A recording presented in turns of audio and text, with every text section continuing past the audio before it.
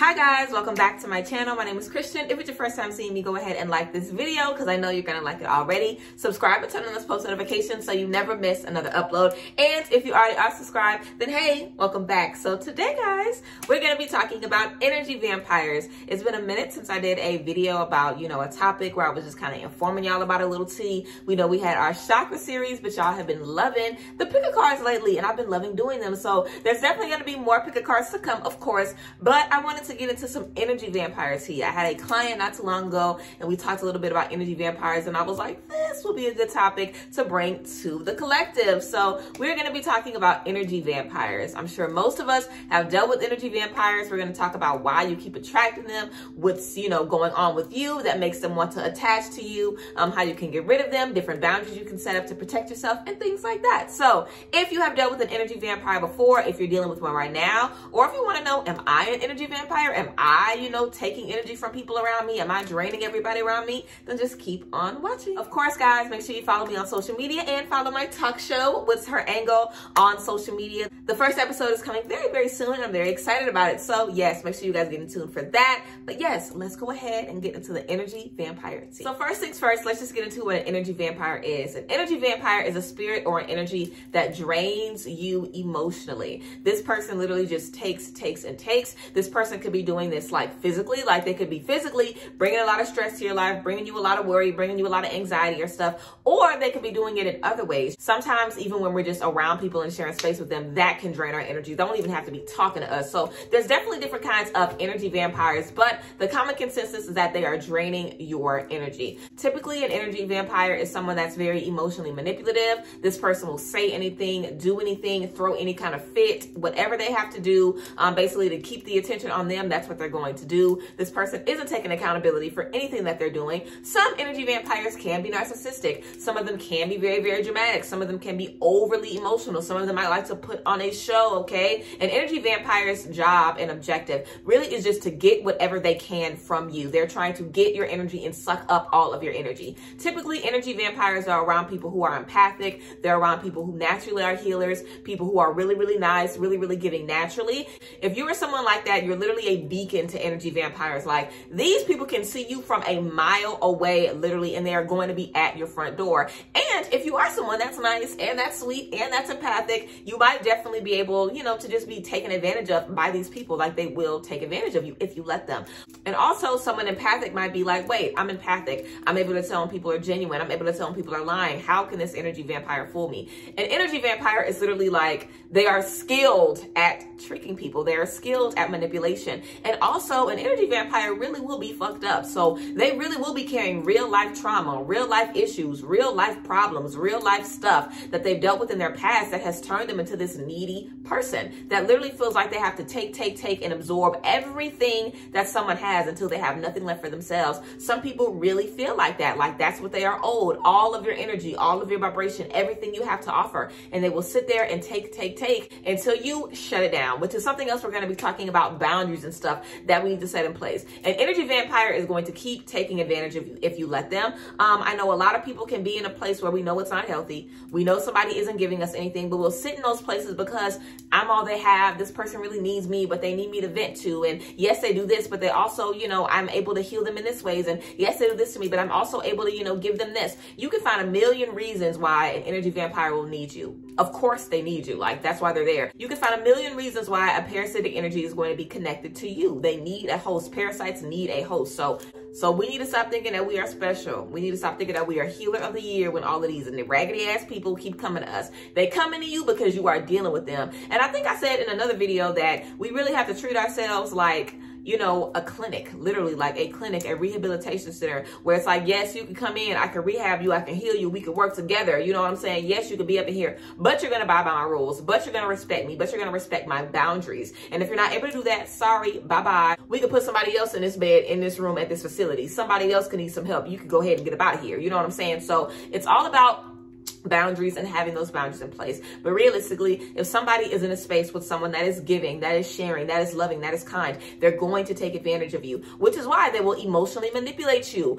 Energy vampires, in my opinion, are either very, very charming or very, very fucking pathetic. Okay, they're either someone that literally is just charming top to bottom, like suave. Honey, you cannot avoid them, seriously. Like, they just pull you in. They are electric. So it could definitely be something like that, or it could be someone that is so sad and so pathetic that you were just like, I have to be there for them. But an energy vampire doesn't care what light they have to step in. They don't care if they have to be pathetic one minute. They don't care if they have to act like they are the ball and shot caller and you need to be around them. You want them around you. Baby, they don't care what role they have to play. They will play whatever role necessary to draw you in. That's something else about an energy vampire. You'll see them switch up a lot. Like, if one thing isn't working, or if you get tired of one thing with them, they'll bring you something else. They're like, oh, you don't like this? Here's this, here's this, here's this. But it's all needy. It's all needy. It's all desperation, literally. And you are a fountain, literally, of that divine energy that they are looking for. So we definitely have to make sure that we are protecting ourselves and being mindful of that. And if you are someone that's empathic, if you are someone that's very, very kind, giving, you just naturally have that nature, I'm sure you have come across so many people in your life that really just take from you and they don't have anything to offer. You can tell them, hey, you're not really giving me what I need, and they'll complain and turn it back on you. Literally, like, they have nothing to offer you but reasons why you should be there for them, reasons why you're not there for them enough. Like, ain't no regular person doing that, okay? People that we need to have in our lives are not treating us like that. That is energy vampire material, okay?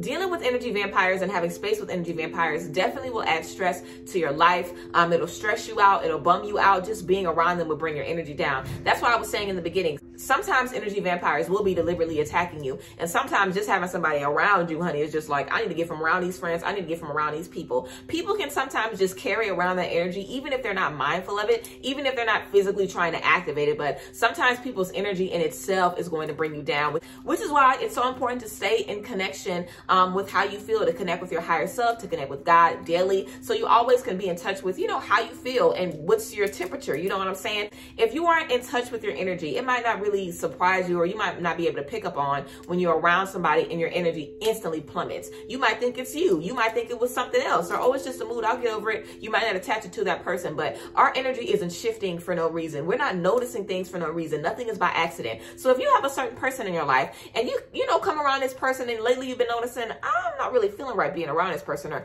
this person's really not that nice to me, or I don't really think this person needs to be around me. The stuff that you're noticing, your energetic changes as your frequency changes, that's not for you to just, you know, ignore. That stuff definitely for you to pay attention to. So be mindful of the people that you spend time with. Observe them in their natural habitat. Observe how they are with other people as well. And also, we might have friends that are like people that energy vampires go to, because y'all know energy vampire come around me, honey, they going back home thirsty, okay? They ain't getting none of this. So I am someone that has a lot of friends who are very, very kind and very, very generous, and everybody around them is an energy vampire. Everybody around them is literally taking.